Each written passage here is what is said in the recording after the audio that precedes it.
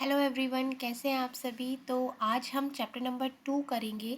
मैं आपको बता देती हूँ कि हमने अपनी पॉलिटी की क्लासेस स्टार्ट कर दी हैं। ठीक है, अभी हम क्लास 6 की पॉलिटी कर रहे हैं, जिसका चैप्टर नंबर 1 आपका कंप्लीट हो चुका है। उसका लिंक मैं इस वीडियो के डिस्क्रिप्शन में दे दूँगी, वहाँ से जाके आप उस चैप्टर को देख सकते हैं। आज हम चैप्टर नंबर 2 करेंगे, जिसका नाम है विविधता एवं भेदभाव।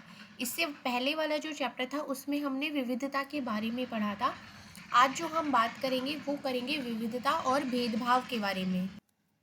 अभी हम क्लास 6 कर रहे हैं, उसके बाद हम अपनी क्लास 7 और क्लास 8 ये हम अपना पॉलिटी का पार्ट कंप्लीट करेंगे। उसके बाद हम अपना हिस्ट्री स्टार्ट करेंगे। ठीक है, तो ये आपको चीज़ें क्लियर हो गई हैं। नोटिफिकेशन का वेट मत करिए। आपको अगर एग्ज़ाम देना है जुलाई अगस्त में तो अपनी तैयारी अभी से ही करना शुरू कर दीजिए, तो आपके पास टाइम रहेगा।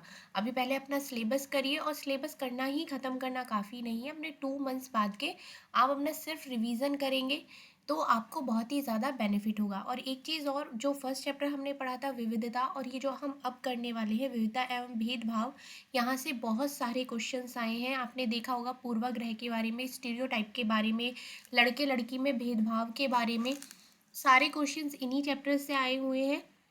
वो भी हम बाद में डिस्कस करेंगे क्वेश्चंस को, लेकिन अभी आपको चैप्टर को समझना बहुत ज़रूरी है। तो इसे ही स्टार्ट करते हैं। जैसे कि पहले आपने विविधता के बारे में पढ़ा था, जो लोग दूसरों से अलग होते हैं, क्या होता है कि उन्हें चिढ़ाया जाता है, उनका मजाक उड़ाया जाता है, या बहुत सारी एक्टिविटीज़ ऐसी होती हैं जिनमें उनको इन्वॉल्व ही नहीं किया जाता। ठीक है, कुछ बच्चे ऐसा ग्रुप बना लेते हैं और उसमें किसी एक बच्चे के ऊपर मजाक बनाना शुरू कर देते हैं, उसके ऊपर हंसना शुरू कर देते हैं। तो ऐसा देखकर आपको दुख होता है, गुस्सा आता है। और बट कभी आपने सोचा है कि ऐसा क्यों होता है, या ये सारी चीज़ें जो हैं वो हम इस पार्ट के द्वारा ही समझने की कोशिश करेंगे। ये पूरे चैप्टर में आपको यही समझ में आएगा। ठीक है, अगर हम यहाँ पर देखते हैं तो हम क्या हैं, कैसे हैं, क्या, यह कई चीज़ों पर निर्भर करता है। ठीक है कि हम कौन कौन सी भाषाएं बोलते हैं, क्या खाते हैं, क्या पहनते हैं, कौन कौन से खेल खेलते हैं, और कौन कौन से उत्सव मनाते हैं, मतलब त्योहार मनाते हैं। ये सब हमारे रहने की जगह के भूगोल और उसके इतिहास का असर पड़ता है। जैसे कि एक जगह पर आप रह रहे हैं, जैसे कि लास्ट चैप्टर में भी हमने पढ़ा था केरल क्या, और हमने पढ़ा था लद्दाख के बारे में। ठीक है, तो केरल और लद्दाख की अगर हम बात करते हैं तो यहाँ की भौगोलिक स्थिति अलग थी और यहाँ की भौगोलिक स्थिति बिल्कुल अलग थी। तो उसी के अनुसार वहाँ का रहन सहन, बोली, पहनावा, खेल, उत्सव सब कुछ ही अलग होता है। ठीक है, अगर हम बात करते हैं कि भारत कितनी विविधताओं वाला देश है, तो संसार में 8 मुख्य धर्म हैं। भारत उन 8 धर्मों के अनुयायी यानी मानने वाले रहते हैं। भारत, पूरे संसार में 8 धर्म हैं, लेकिन भारत में 8 के 8 धर्म को मानने वाले लोग यहाँ पर रहते हैं। यहाँ पर 1600 से ज़्यादा भाषाएं बोली जाती हैं, जो लोगों की मातृभाषाएं हैं, और 100 से भी ज़्यादा नृत्य किए जाते हैं। यह विविधता हमेशा खुश होने का कारण नहीं बनती। हम उन लोगों के साथ सुरक्षित और आश्वस्त महसूस करते हैं जो हमारी तरह देखते हैं, बात करते हैं, कपड़े पहनते हैं और हमारी तरह सोचते हैं। कभी कभी जब हम ऐसे लोगों से मिलते हैं जो हमसे बहुत अलग होते हैं, वे बहुत अजीब और अपरिचित लगते हैं, और कई बार हमें ये समझ ही नहीं आ पाता, या हम भी जान ही नहीं पाते हैं कि हमसे अलग क्यों है, या लोग अपने से अलग दिखने वालों के बारे में एक खास तरीके की राय बना लेते हैं। आप सपोज आप किसी तरीके से बिल्कुल अलग हो। ठीक है, सामने वाला आपसे बिल्कुल अलग है, तो आप उसके बारे में एक अजीब सी राय बना लेंगे। जैसे अगर हम बात करें तो ग्रामीण और शहरी लोगों के बारे में, जैसे कि जो ग्रामीण लोग होते हैं वो शहरी लोगों के बारे में एक राय बना लेते हैं कि ये लोग बहुत आलसी होते हैं। ठीक है, और जो शहरी वाले लोग होते हैं, शहर वाले लोग होते हैं, वो गांव के लोगों के बारे में एक राय बना लेते हैं कि ये तो अज्ञान है, मतलब इन्हें किसी तरीके की कोई जानकारी नहीं होती है। ठीक है, तो ये क्या है, ये एक पूर्वाग्रह है जो हम किसी दूसरे के बारे में बना लेते हैं बिना उसके बारे में जाने। ठीक है ये क्या हो गया, ये हो गया पूर्वाग्रह। अब हम बात करते हैं, ज़्यादातर ये जो आपकी पूर्वाग्रह होती है, ये जो राय होती है, ये नकारात्मक होती है, नेगेटिव होती है।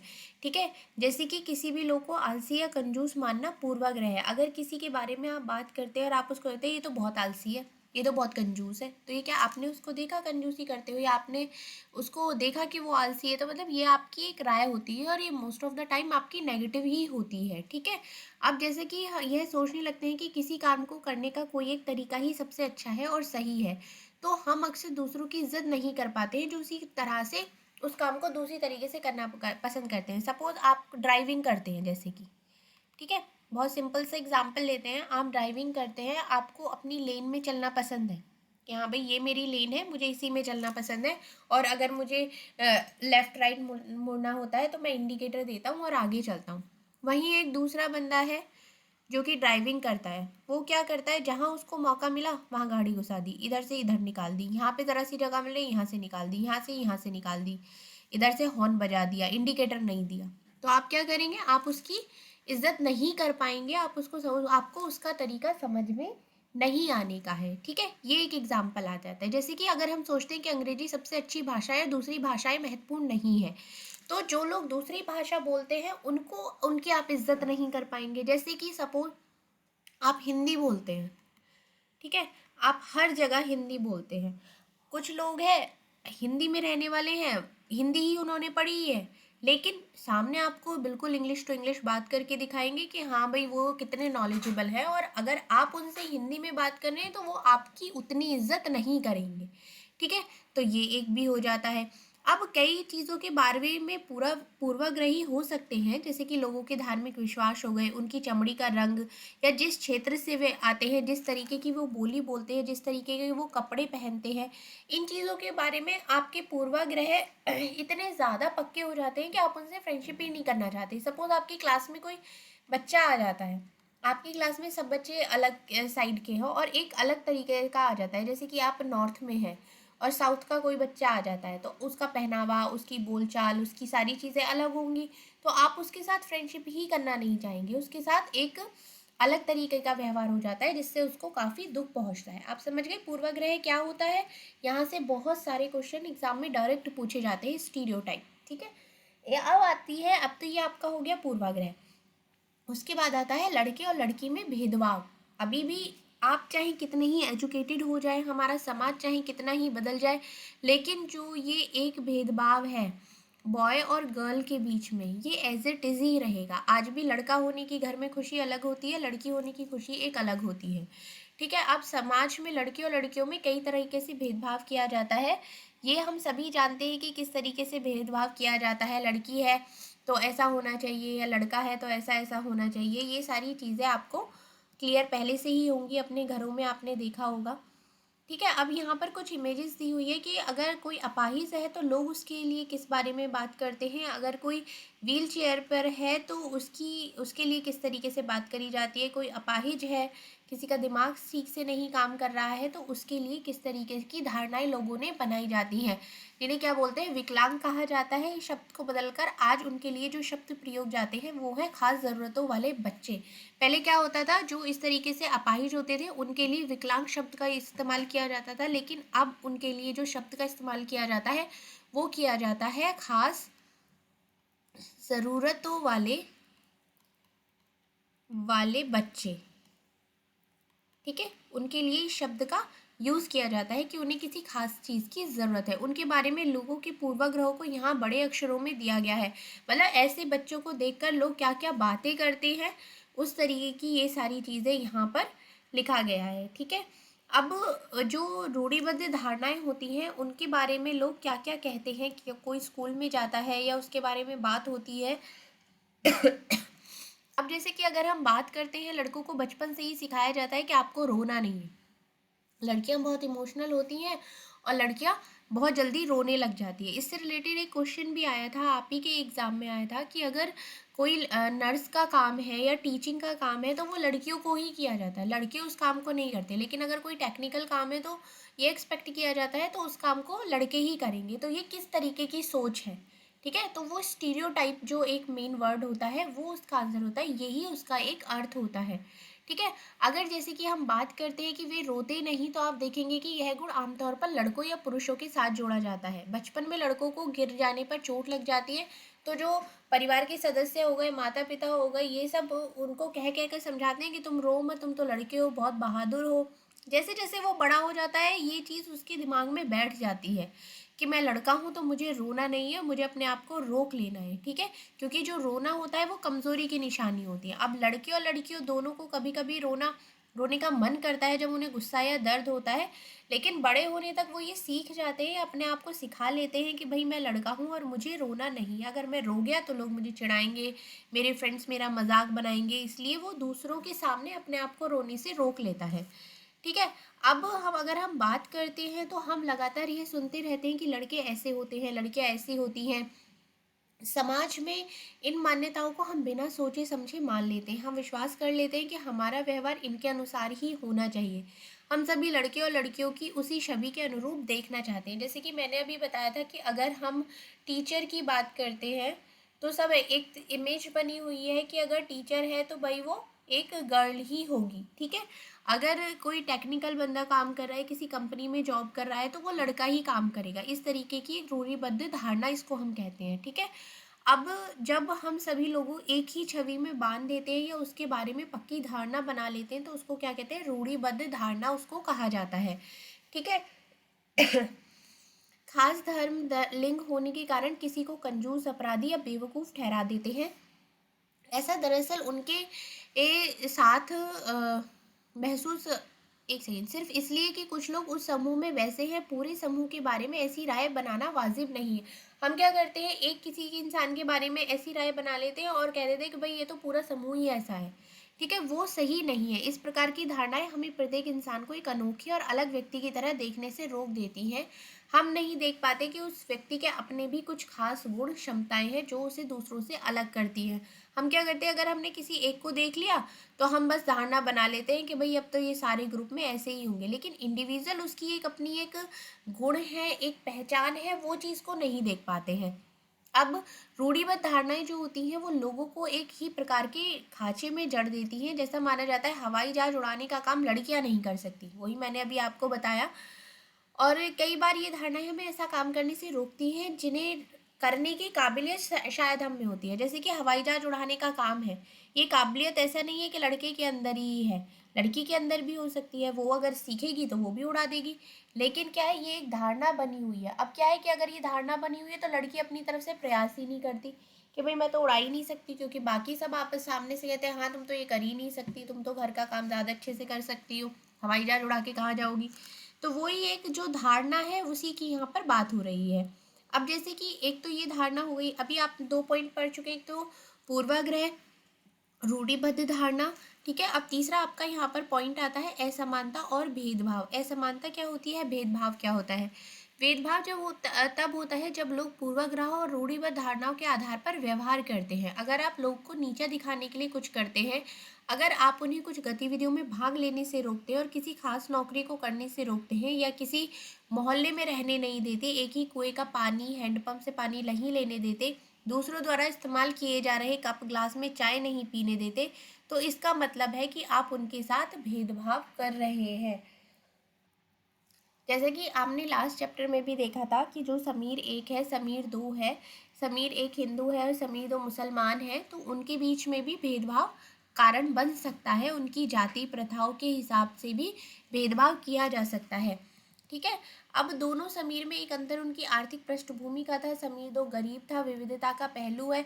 अब ये सिर्फ जाति के आधार पर ही भेदभाव नहीं होता है, अमीरी गरीबी के हिसाब पर भी ये भेदभाव किया जाता है। जैसे कि दफ्तर हो गए, अस्पताल हो गए, स्कूल हो गए, इनके इनके स्थान पर भी भेदभाव किया जाता है। लोगों को विविधता और असमानता पर आधारित दोनों ही तरह के भेदभाव का सामना करना पड़ता है। एक तो इस कारण कि वे उस समुदाय के सदस्य हैं जिसकी संस्कृति को मूल्यवान नहीं माना जाता, ऊपर से यदि वे गरीब हैं तो उनके पास अपनी ज़रूरतों को पूरा करने के साधन भी नहीं है।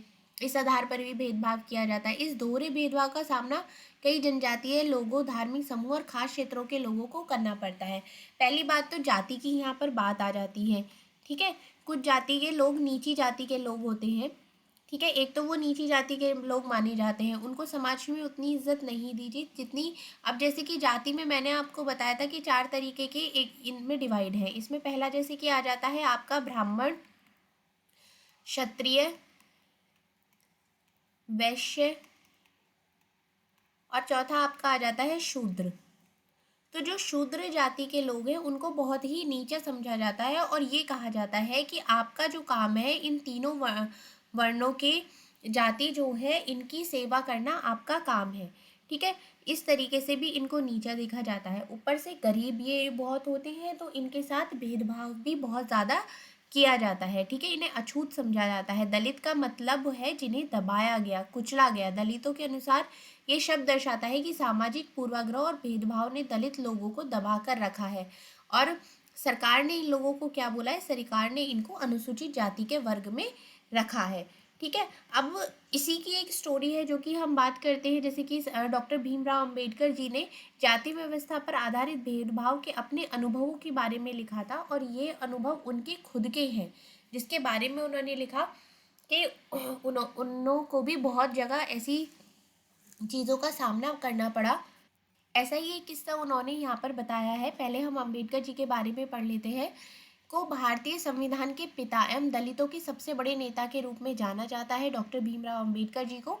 डॉक्टर अंबेडकर ने दलित समूह के अधिकारों के लिए बहुत बड़ी लड़ाई लड़ी थी। उनका महार जाति में जन्म हुआ था जो कि अछूत मानी जाती थी। महार लोग गरीब होते थे जिनके पास ज़मीन नहीं थी और उनके बच्चों को वही काम करना पड़ता था जो वे खुद करते थे। जैसे कि होता है ना कि जिस जाति में आप पैदा हो गए उस जाति के लोग जो काम कर रहे हैं आगे आप वही काम करेंगे, आप किसी अपने काम को भी नहीं बदल सकते। और बच्चों को भी वही काम करना पड़ता था जो वे खुद करते थे। गांव के बाहर रहना पड़ता था, गांव के अंदर आने की इजाज़त नहीं थी। अंबेडकर अपनी जाति के पहले ऐसे व्यक्ति थे जिसने अपनी कॉलेज की पढ़ाई पूरी करी थी। वकील बनने के लिए वो इंग्लैंड गए। उन्होंने दलितों को अपने बच्चों को स्कूल कॉलेज भेजने के लिए प्रोत्साहित किया। दलितों से अलग अलग तरह की सरकारी नौकरी करने को कहा ताकि वे जो जाति व्यवस्था चल रही है उससे बाहर निकल पाए। अब दलितों के मंदिर में प्रवेश के लिए कई प्रयास किए जा रहे थे, उनका अंबेडकर ने नेतृत्व किया था। उन्हें ऐसे धर्म की तलाश थी जो सबको निगाह से देखे, मतलब समान निगाह से देखे, यहाँ पर कोई भेदभाव ना किया जाए। जीवन में आगे चलकर उन्होंने धर्म परिवर्तन करके बौद्ध धर्म को अपनाया था। उनका मानना था कि दलितों को जाति प्रथा के खिलाफ अवश्य लड़ना चाहिए और ऐसा समाज बनाने की तरफ काम करना चाहिए जिसमें सबकी इज्जत हो और ना कि कुछ ही लोगों की। एक ऐसा समुदाय होना चाहिए जहाँ पर सभी की इज्जत हो, ना कि जाति के आधार पर भेदभाव किया जाना चाहिए। अब यहाँ पर इन्होंने अपना एक किस्सा सुनाया था जहाँ पर इन्हें इस भेदभाव का बहुत ही खराब तरीके से एक एक्सपीरियंस इनको यहाँ पर हुआ था। अब बात 1901 की है, जब वे केवल 9 साल के थे। वे महाराष्ट्र में कोरेगांव में अपने भाइयों के साथ पिता से मिलने गए थे। बड़ी देर हमने इंतज़ार किया पर कोई नहीं आया। 1 घंटा बीत गया तो स्टेशन मास्टर पूछने आ गए। उन्होंने हमसे हमारे टिकट मांगे जो हमने दिखा दिए। उन्होंने पूछा कि हम वहाँ क्यों रुके हुए थे। हमने बताया हमें कोरेगांव जाना था, हम पिताजी या उनके नौकर के आने का इंतज़ार कर रहे थे, लेकिन दोनों में से कोई भी नहीं पहुँच पाया था और हमें पता नहीं था कि कोरेगांव कैसे पहुंचते हैं। हमें बहुत अच्छे कपड़े पहन रखे थे, हमारे कपड़े बोली से कोई यह नहीं अंदाज़ा लगा सकता था कि हम अछूतों के बच्चे हैं। निश्चय स्टेशन मास्टर को यह लगा कि हम ब्राह्मण के बच्चे हैं और वे हमारी मुश्किल को देखकर बहुत परेशान हो गए। जैसा कि हिंदुओं में होता है, स्टेशन मास्टर ने हमसे पूछा कि हम कौन हैं। बिना एक पल भी सोचे मेरे मुंह से निकल गया कि हम महार हैं। बम्बई प्रांत में महार समुदाय को अछूत माना जाता था। उनको एकदम से धक्का लगा, वे भौचक्के रह गए। भौचक्के मतलब कि वो एकदम सरप्राइज हो गए। उनके चेहरे पर अचानक परिवर्तन हुआ। हमने देख लिया कि एक अजीब सी घृणा की भावना उन पर हावी हो गई थी। उन्होंने जैसे ही मेरा जवाब सुना वे अपने कमरे में वापस चले गए और हम वहीं के वहीं खड़े रह गए। 15-20 मिनट बीत गए, सूरज बिल्कुल छिप गया था। पिताजी आए नहीं और ना ही उनका नौकर और स्टेशन मास्टर भी हमें छोड़कर चले गए थे। तो हम काफ़ी घबराए हुए थे और यात्रा की जो खुशी और उत्साह था, जो एक एक्साइटमेंट था, वो सब उसकी जगह अब उदासी ने ले ली थी। अब आधे घंटे बाद जब स्टेशन मास्टर लौट कर आए तो पूछा कि हम क्या करने की सोच रहे हैं। हमने कहा कि अगर हमें किराए पर कोई बैलगाड़ी मिल जाती तो हम कोरेगांव जा सकते थे। अगर कोरेगांव ज़्यादा दूर नहीं है तो हम फ़ौरन निकलना चाहते थे। वहाँ किराए पर कई बैलगाड़ियाँ चल रही थी, लेकिन मैंने स्टेशन मास्टर को जो जवाब दिया था कि हम महार हैं उसका पता सबको चल गया था। कोई भी गाड़ी वाला अछूत वर्ग की सवारी को लेकर जाकर अपने आप को गंदा और नीचा नहीं बनाना चाहता था। हम दुगना किराया देने को तैयार थे, पर हमें एहसास हुआ कि बात पैसे से नहीं बन रही थी। मतलब वही है ना कि हर जगह पैसा सब कुछ नहीं होता है। कहीं पर अब आज के टाइम में तो फिर भी इतने ज़्यादा नहीं है, लेकिन अगर हम पहले की बात करते हैं तो जाति बहुत ही बड़ी चीज़ होती थी। जाति के आधार पर ही सबको डिवाइड किया जाता था और उसी के अनुसार उसको इज्जत दी जाती थी। ठीक है, अब समझ नहीं आ रहा था कि क्या करें। अब आप देख सकते हैं कि आप कल्पना कर सकते हैं कि कितना मुश्किल होगा एक जगह से दूसरी जगह तक जाना, और कितना अपमानजनक और दुखदाई था कि लोग आपसे दूर जा रहे हैं, आप किसी को छू नहीं सकते, कोई आपको पानी देने के लिए भी तैयार नहीं है। बैलगाड़ी है, आपके पास पैसे हैं, लेकिन आप उसमें बैठकर नहीं जा सकते। तो कितने एक तरीके से इंसल्ट की बात है, ये एक अपमान की बात है। ठीक है, तो इन्होंने समानता के लिए संघर्ष भी किया था। संघर्ष में शामिल थे औरतें, दलितों, जनजातीय लोगों और किसानों ने अपने जीवन में जैसी गैर बराबरी का अनुभव किया था, उसके खिलाफ उन्होंने लड़ाई भी लड़ी थी, जब ब्रिटिश शासन से आज़ादी पाने के लिए जब संघर्ष किया गया था। अब जैसे कि पहले भी बात हुई थी कि बहुत सारे दलितों ने संगठित होकर मंदिरों में प्रवेश करने के लिए संघर्ष किया। महिलाओं ने मांग की कि पुरुषों के पास शिक्षा का जिस तरीके से अधिकार है, ऐसा ही अधिकार उन्हें भी मिलना चाहिए। किसानों और दलितों को अपनी जमींदारों और उनकी ऊंची ब्याज की दर से छुटकारा दिलाने के लिए संघर्ष किया। 1947 में भारत जब आज़ाद हुआ था तो एक राष्ट्र बना, तो हमारे नेताओं ने समाज में व्याप्त कई तरह की असमानताओं पर विचार किया। जब देश आज़ाद हुआ था तो ये सारी चीज़ों को भी एक मद्देनज़र रखा गया, और संविधान को लिखने वाले लोग भी इस बात से अवगत थे कि हमारे समाज में किस तरीके से भेदभाव किया जाता है जाति के हिसाब से। कई नेता इन लड़ाइयों के हिस्से थे, जैसे कि अंबेडकर जी, इन्होंने बहुत संघर्ष किया लोगों की समानता के लिए जाति के आधार पर। नेताओं ने संविधान में ऐसी दृष्टि और लक्ष्य रखा जिससे भारत में सभी लोगों को बराबर माना जाए। समानता को एक अहम मूल्य की तरह यहाँ पर इनका माना गया। अब चूंकि ये सारी चीज़ें क्या होती है कि आपको एक भारतीय के रूप में जोड़ कर रखती है। प्रत्येक व्यक्ति को समान अधिकार है, समान अवसर प्राप्त है, और जो छुआछूत की अपराध की तरह देखा जाता था, इसे कानूनी रूप से खत्म कर दिया गया। लोग अपनी पसंद का काम चुनने के लिए बिल्कुल आज़ाद थे। नौकरियां सभी लोगों के लिए खुली थी। इसके अलावा संविधान ने सरकार पर यह विशेष जिम्मेदारी डाली थी कि गरीब और जो मुख्यधारा से अलग थलग पड़े समुदायों को समानता के अधिकार के फायदे दिलाने के लिए विशेष कदम उठाए जाए।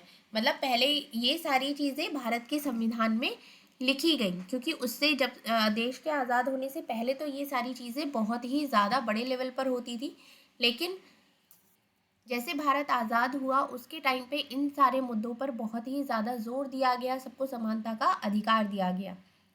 संविधान के लेखकों ने यह भी लिखा कहा कि विविधता की इज्जत करना, उसे मूल्यवान मानना समानता सुनिश्चित करने में बहुत ही एक महत्वपूर्ण कारक है। यह महसूस किया कि लोगों को अपने धर्म का पालन करना चाहिए, वो अपनी भाषा बोल सकते हैं, अपने त्यौहार मना सकते हैं, खुले रूप से अभिव्यक्त करने की आज़ादी होनी चाहिए। ऐसा नहीं होना चाहिए कि भाषा, धर्म, त्यौहार सबके लिए अनिवार्य नहीं बनना चाहिए। उन्होंने जोर दिया कि सरकार को सभी धर्मों को बराबर मानना चाहिए, इसलिए भारत एक धर्मनिरपेक्ष देश है।